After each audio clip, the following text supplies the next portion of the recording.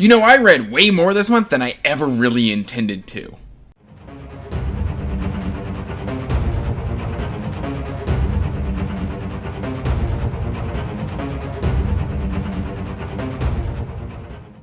I want to give a special shout out to my top tier Wizard Master patrons. Thank you, Chris, Nico, Ryan, Sharon, Scott, Mike, Aaron, Leslie, Doug, Weistitch, Twainy, Spyro, Reading Rainbow, Sarah, and Chris, the Bookaholic. Thank you so much. Hey everyone, welcome back to Andrew's Wizardly Reads, and like I said in the intro, I read way more than I ever intended to this month. I thought I was going to get through like 10 books, something like that. It ended up being closer to like 14 or 15. But before we get into this video, please like this video and subscribe to the channel, as it does help the channel grow, and it is always greatly appreciated. And yeah, make sure to hit that notification bell if you want to get regular updates for when I put out new content. And if you want to support the channel on a more regular basis, you can sign up for the Patreon in the description box down below. And that said, let's wrap up July, which is a longer month. And so I guess I had more time for reading than I really budgeted for. But man, like, I flew through so many books. Now, I read a lot of shorter books, and that may be kind of contributing to these higher numbers. But yeah, let's just jump into the digital stuff, which on a whim, like out of nowhere, I wasn't even planning on touching this series for a while. I came back and I reread Pango's Gambit, which is Mortal Techniques #2 by Rob J. Hayes. And this is a book I had NFN'd, oh god, probably around a year ago? I don't know, it's been a while. But around a year ago, I NFN'd this book. And then all of a sudden, like, I was just kind of like going like, I want to mood read something, but I just don't know what that is. And I was just kind of scrolling through, and all of a sudden, like, I just stopped on Pango's Gambit, and I was like, why haven't I finished this? You know, I didn't hate the first experience, so now's a good time to come back and finish it. And oh my goodness, like, I flew through Pango's Gambit. I loved Pango's Gambit. So I'm very excited to finally, like, close out this trilogy next month. And just kind of mark it off the old list. I've been reading this trilogy for 2 years. It just kind of takes a small character from the first book, Never Die, and then gives them their own storyline, and then progresses beautifully. Like, oh, I love the chess themes, and like, I loved all of that in there. It was really cool. And then I said earlier this month that I wanted to, or when I did my TBR, I said I wanted to read The Traitors We Are by Michael Roberti. The fact that I had to pull it off the shelf tells you that I didn't get to this one specifically. But I did get to The Revenge of Thousands, which is the prequel novella to The Traitors We Are. Again, let me show you Traitors We Are. Whatcha! Gorgeous cover. So I did get to read some Michael Roberti, which I'm very happy about. Let's go ahead and put this back on the shelf, because it's going to bug me until I do. But I'm very happy that I got to read some Michael Roberti. I really liked his prose. I liked the stakes. I liked the way that the characters felt like real individuals. There's a lot going on here. The one thing that I thought was going to be utilized in the world a little bit more was I thought that the kind of like, basically the shtick, or one of the magic sticks, is that when a person dies, their writing vanishes. It disappears. And that all of their correspondence, anything they've ever written down, is just poof, gone. And that was used more of like verification that somebody has died, rather than like sabotage or things of that nature, which I thought was kind of interesting. I'm hoping it's something that is explored more throughout the world. And yeah, it kind of caught me off guard, but I really enjoyed that novella, and I believe I gave it around 4 stars overall. I highly recommend you check it out. And if I didn't tell you, I gave like 4.5 stars to Pango's Gambit, so it was really good stuff. Then I finished out Mother of Learning. I am done with Mother of Learning. I've read Arc 4 very early on in the month, and I loved it. I loved everything about this. It went in some directions that I wasn't anticipating. Things did not go according to plan for our band of merry characters. Yeah, it's really kind of cool to see where the series ends out. And I think, if I'm interpreting this correct, like, there's just been a nugget left for, like, possible something else. It may not be Zorian, but there's something there that we could explore, and I really, really liked it.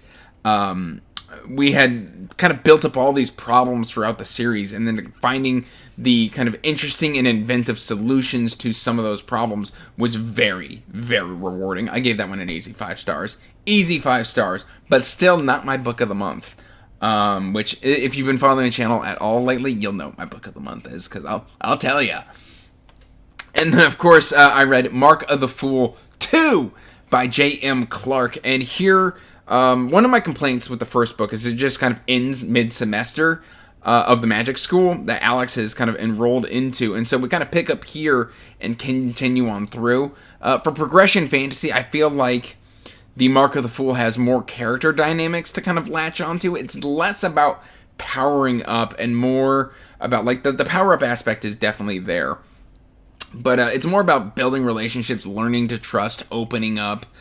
So for people who have problems with progression fantasy, and like you're like, I didn't like Cradle, so obviously progression isn't for me, I might recommend Mark of the Fool because it's got a little bit more of those character dynamics. So far, everybody that I've either talked to or recommended it to has actually really enjoyed it. So maybe decide to go ahead and check that one out. And then, let's see, is that all my digital stuff? No, I have 3 more digitals. Well, two or three, depending on how you count it. I re-listened to Mage, Errand 1 and 2 by Jonathan Bierce, mainly because I went to go start the 3rd book this month and realized some of the character connections, like my brain wasn't making those relationships fit. So like I remembered each character specifically, but I didn't remember specific events on how they fit together and how we'd gotten to the point where we currently were. And so I decided it's probably just best for my enjoyment of the series, because I bought all of them on audiobook, because Ralph Lister, of course I was going to do that. And so I re-listened to the first 2, and book 1 was shorter than I remembered, and so was book 2. They were both shorter than I remembered. But I did get that rewarding kind of clicking together of all of the character relationships, and I really, really enjoyed that. So I gave both of those books easy 4 stars, very enjoyable, and I'm hoping that the series starts ratcheting up even more so that I've just got 5 stars the rest of the way. Fingers crossed. I think book 7 came out a couple months ago, and that was the finale to the series, so we'll see what happens. I'm reading book 3 in August months. Okay, yeah, okay. Anyway, I then got pre-approved for an arc from NetGalley for The Hunters by David Ragg. The author reached out to me on Twitter and was like, hey, I'm trying to do a promotional push of the book. Would you mind picking it up? I was like, yeah, sure. And I read Blackhawks last month so that I could, kind of have read something by David Ragg, so I'd have it to compare to see how, like, the author had grown, because this is set in the same world as, I forgot the name of the duology. Oh, no. I'll probably pop it right there. But, I thought that he had grown as an author between The Hunters and the Blackhawks. Now, I wanted to read The Righteous this month, and I kind of got about 15% in, and it just was, put the brakes on, not gonna happen. My brain was like, I want to go mood read something, so I had to walk away from that world for about a week and a half while I just read other things. And then when I came back, I was just like, do I want to do The Righteous or I want to do The Hunters? And I ended up getting my review of The Hunters out like 2 days after the book released. So that was on Goodreads and Amazon and all that. But it was a good book. Kind of great dynamics on projecting of, like, your own traumas onto other people. There was a great cat and mouse thing going on, and just people having their own ideas, even though, like, when you're told something and you believe something else, despite the fact that you've been told the truth, you're just inherently distrustful. Fantastic stuff. A simpler plot. There were a couple character inconsistencies that I felt were going on, but it didn't hamper my enjoyment really at all. We would have, like, these random words dropped in, at least in the first, like, 30%, that I would actually have to stop the ebook. Luckily, I had a Kindle, because Kindle's got this function where if you press on a word, it'll pop up the definition. And they were words that there was no way it was in my common vocabulary, and I would have to stop. And the problem with that is the rest of the prose was very readable. It just streamed very, like, it was easy, digestible, and then it would just drop in these random complicated words. And I can't even think of the words right now because they're not words that I typically use. And so that would kind of interrupt my flow state while I was reading. And so that was a common complaint. And then some of the characters just kind of, I don't know, they kind of bounced around a little bit, but there's a lot of emotions going around in that story. But overall, I gave it about 4 to 4.5 stars. And I would 100% read more David Ragg. In fact, I intend to read more David Ragg because I want to come back and finish The Righteous. It's going to bug me until I think of that duology name. Yeah, it's not coming to me. When you try to force something and it just goes, yeah, getting nothing. getting nothing. But that was all the digital stuff that I read and kind of their ratings. We're going to go into the physical stuff, which starts with Leviathan. Let's start with Leviathan, because this was my Wizard Adept kind of pick of the month, because every other month I spin a wheel and let my patrons submit a book that's not on my TBR.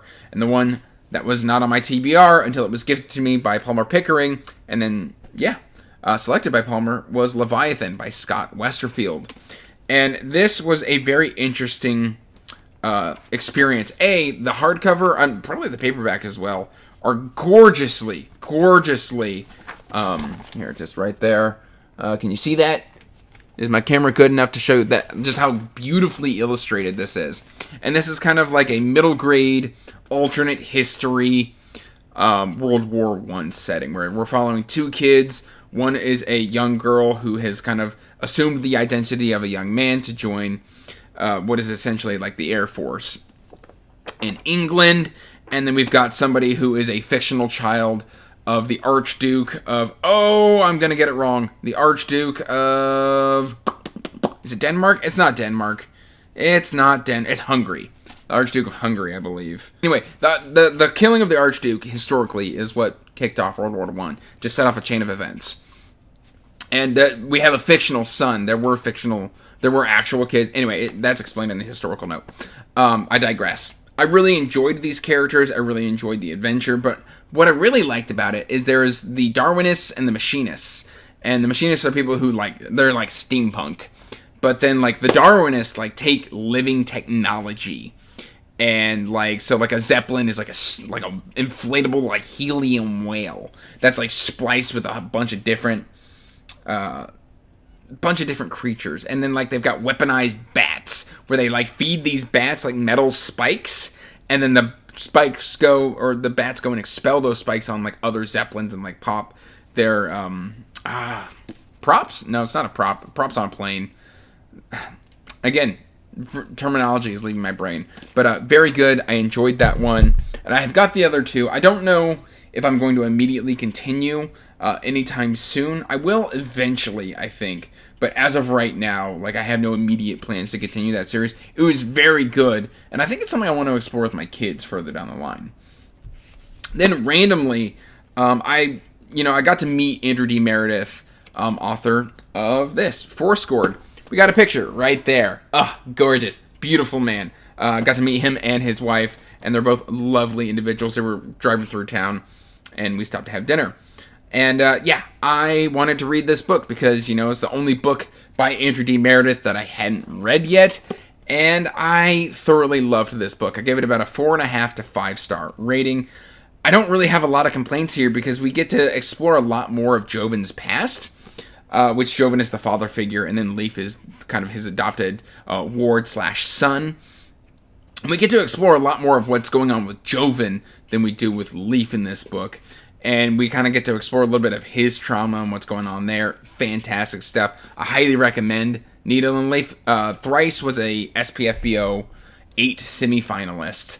And very good. I can see why. And Fourscored is even better. So if you liked Thrice, Fourscored is better. I think Fourscored so far is Andrew's best work, and I've liked all of his work. I then read Dawn Thief. This was my patron pick of the month. My patrons get to select anything off my TBR once a month, and it jumps straight to the top of the list. And this is The Chronicles of the Raven by James Barclay, Dawn Thief Book 1. And this book was very interesting because I really enjoyed this book. It just had some elements that I was just that didn't need to be there. Just kind of some interesting stuff going on. Now, this book released in 99, so it's backlist fantasy. And, it feels very, Gemmell-esque, but, he was a contemporary of Gemmell. You can see, there's a David Gemmell blurb here on the cover. It was recommended to me by Stephen Arian, which is why I bought those books. And I really enjoyed them. It did some things where, the Raven is a kind of band of mercenaries, and they pulled off this last score. They've realized, we're getting a little bit on the older side. Maybe we should consider retiring. And so they kind of go to retire, and then they get yanked back in for, because there's this big war coming, and they've got these witch lords who were banished years ago, but they're like kind of undead or they're unkillable and their spirits survived and they're trying to be resurrected. And so they've got to go find this spell called Dawn Thief, which is like a hidden knowledge, all-powerful spell. And it's got this great world building. It's got these great character relationships and dynamics. It doesn't handle female representation the best. There's one character who is a great mother, and then like events happen, and then she just kind of loses that aspect of herself and takes on a kind of trajectory that I didn't quite understand. And then there's also like a just out of nowhere a very graphic 4-page sex scene where you're not expecting it because you've read like 60% of the book. That kind of stuff isn't in the book at all, and then all of a sudden it's bam, graphic sex. And so I was just like, okay, like I skimmed it because I wasn't prepared for that, and I don't like that kind of content in my books. I still gave that about a 3.5 to 4-star ratings just because it's got some great ideas. It felt like it was on the cusp of like between the old world and new world fantasy, like different eras. Like it was sitting right on that line of kind of older fantasy and new emergent fantasy. And yeah, it's very interesting. Very, very interesting. And then I told y'all I wanted to read Dr. Sleep. And I started Dr. Sleep, and there's just a lot of sexually perverse and messed up stuff in Dr. Sleep, at least in the first beginning. And I don't like that stuff when King does it. I didn't like it when he did it in Wizard and Glass, so I wasn't going to like it in Dr. Sleep. So I swapped it out for The Girl Who Loved Tom Gordon, which I think if you really like baseball stuff, this is going to work better for you. I mostly liked The Girl Who Loved Tom Gordon. It wasn't my absolute favorite, but it was what it was. It was what it essentially boils down to is this girl kind of, her brother and mother are having a spat because her parents got divorced, and she's kind of tired of all the bickering, and so she's like, I gotta pee, and so she leaves the trail while hiking and gets lost in the woods for a couple weeks. So yeah, and then of course when you're lost in the woods with very little survival skills and you get hungry and thirsty, you start to hallucinate and creepy things happen in your brain. So that's kind of what The Girl Who Loved Tom Gordon is. I then also, on a whim, picked up Sins and Sorrow by Mike Molman. I had read the first 2 books in Protectors and Botany, and this is book 1.5. And this was sent to me as a review copy by Mike Molman, who is also one of my lovely, lovely patrons. So thank you, Mike. And yeah, it was good. I really, really enjoyed it. That is essentially like 3 short stories / chapters that can kind of fit in different timelines throughout Protectors of Botany. And then there's 2 novellas. One novella follows Connie, and the other follows Alsvich, who is kind of like a more villainous. I really liked Connie's short story a lot more than I liked Alsvich's, just because he is villainous, and he is kind of harder to identify with, I think is what I'm trying to say. So that one I gave about a 3.5 to 4-star rating. I'm sitting right in there because I enjoyed certain aspects of it more than I enjoyed the others. But yeah, no, I am very glad to have finally caught up on Protectors of Botany, and I can't wait for the next book. So come on, Mike, get to typing. I'm just kidding. Like, you do you, man. And then I should have talked about this earlier because it is the read-along for the Wizardly... I almost said Wizardly Duo, the Wizards Enclave Discord, because we rebranded. I can speak. After about 20 minutes, apparently, I start getting tongue-tied. I did The Fall, and I did Of Blood and Fire. Now, for me, these were rereads. This is as far as I've ever gotten into the series. And yeah, my ratings changed on both books. I actually dropped The Fall a star because I really enjoyed the first section, and then I just kind of zoned out on the next 3. This is very in media res, and it takes place, I think, around like 300 to 400 years before Of Blood and Fire. And so it's just, I don't know, this is 4 different POVs across 88 pages, and that was just a little too short of a time for me to really fall in love with any of these POVs. So I did drop this one a star. I give it about a 2.5 to 3-star rating. But this one gained a star, and this is now a solid 4-star read for me on Of Blood and Fire by Ryan Cahill. I really just started meshing with this story a lot more than I remember enjoying it. So I'm very happy that we came back and did this reread, and I am primed and ready to go for the next book. And then, of course, I told y'all I had a new favorite book. Well, that's Daughter of the Empire by Remedy Feist and Jenny Wirtz. Now, I will tell you this. I do have a dedicated book review for this one. Please forgive my neighbors. They have started cutting their grass. But that's the dangers of, being a YouTuber. But yeah, this is my new favorite book of all time. I loved Mara as a protagonist. I loved her cunning. I loved how she uses every resource that is available to her to achieve her goals, whether it's culturally appropriate. She stays within the cultural bounds of respecting honor, but at the same time, like, she's able to twist it just enough to make it work for her. They're like, oh, this has never been done. She's like, well, is it technically against the rules? Well, no. Then that's what we're going to do. And it just works for her. I like the cast of characters surrounding Mara. I just cared so much, and I loved everything about this experience. So this, as of right now, is my new favorite book of all time. Fantastic. And I'll talk more about it in my upcoming review. And then you would think, Andrew, is that all you got going on? Well, no, I'm actually down to the wire in the middle of 3 different books. I am 1/3 into The Man with the Golden Gun by Ian Fleming. I picked this up because the Bookish Drummer Discord is doing Battle of the Bands #2 read along, and I needed to fulfill this for a prompt. I needed something with an element in the title, and gold is an element. So, yeah, I'm reading this one. It's very, very interesting. A lot of modern readers of my generation are going to find a lot of issues with this. You've got to go into it with an open mind and accept it, that it is a piece of history, and it was what it was at the time. There's just some things that, like, Ian Fleming puts on the page, and I'm just like, what? Why is that there? That makes no sense, but, it is what it is. And it's very, very different to the movie. Very, very different to the movie. Like, surprisingly different. Then I'm still slowly but surely plugging away at The Price of Power. I'm currently halfway through it. I need to move that bookmark. But I am halfway through this. I'm really, really enjoying it. It's very good. I'm reading that for SPFBO. And, yeah, I will keep you updated on that. That one's obviously going to carry over into August. So I'm just kind of plugging away at it. And then we have got Blood Mage. And at the time of recording, this is pretty much all I'm focusing all of my attention on, because I'll finish Man with Golden Gun like that. But this one I am going to focus out. And it's kind of picking up, and I thought the first book was like, how is he going to continue? Well, I figured out how he's going to continue. It's a year later, and a lot of the characters have come back in a surprising way, in ways that I love.